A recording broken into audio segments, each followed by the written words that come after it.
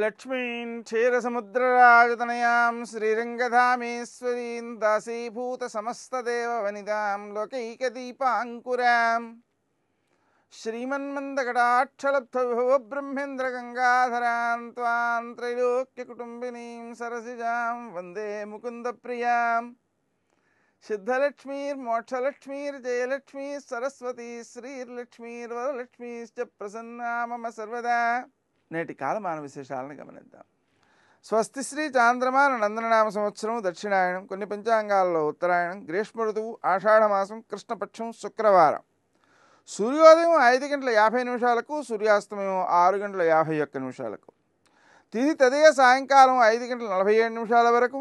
నక్షత్రం శ్రవణం ఉదయం 11:42 వరకు. వర్జం మధ్యాహ్నం 3:38 నుంచి 5:12 వరకు.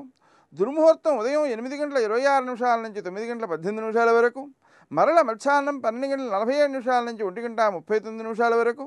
అమృతకాలం రాత్రి 1:04 నుంచి 2:35 వరకు. రాహుకాలం శుక్రవారం కాబట్టి ఉదయం 10:30 నుంచి 12 గంటల వరకు.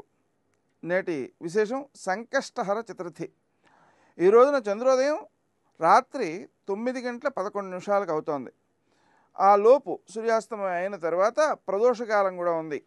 కాబట్టి ప్రదోష సమయంలో మనం శివారాధన చేసుకోవడానికి రాత్రి 9:11 అనంతరం ఈ సంకష్టహర చతుర్థి ప్రయుక్తమైనటువంటి ఆ గణపతి పూజ 21 దూర్వాయుగ్మములతో, అలాగే నివేదనకి 21 ఉండ్రాళ్ళు, ఇలా ఆ వ్రతాన్ని కనుక చేసుకున్నట్లయితే కష్టములను తనకు తానుగా దాటగలిగినటువంటి తన యొక్క శక్తి పెరుగుతుంది. తద్వారా వ్యక్తి ఆత్మవిశ్వాసాన్ని పెంచుకోగలుగుతాడు. కష్టాలు బాధించవు. ఒకటేనండి, ఏ కష్టాన్నైనా నేను అధిగమించగలను అనే ధైర్యాలను కనుక భగవంతుడు మనకు ప్రసాదించినట్లయితే ఆ వ్యక్తి కష్టాన్ని చూసి భయపడేటువంటి అవసరమే ఉండదు. అందువలన ఏ సమస్య అయినా సరే మన జీవితాన్ని చిన్నప్పటి నుంచి ఇప్పటి వరకు వచ్చినటువంటి సమస్యలు ఎన్నో వస్తూ ఉంటాయి, పెడుతూ ఉంటాయి. సమస్య ఉన్నంతసేపు అదేదో మహాభూతంలా కనిపిస్తుంది. దాటేసిన తర్వాత ఆ సమస్య నుంచి, ఆ పరిష్కారం నుంచి మనం ఏదో కొత్త పాఠం నేర్చుకున్నాము అనేటువంటి జ్ఞానం కలుగుతూ ఉంటుంది.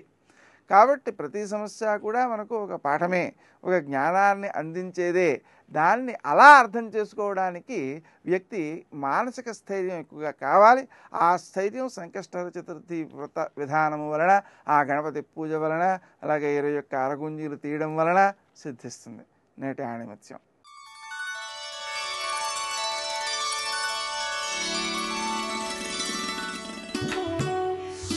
జ్ఞానం వలన మిత్రులు, అజ్ఞానం వలన శత్రువులు ఏర్పడతారు.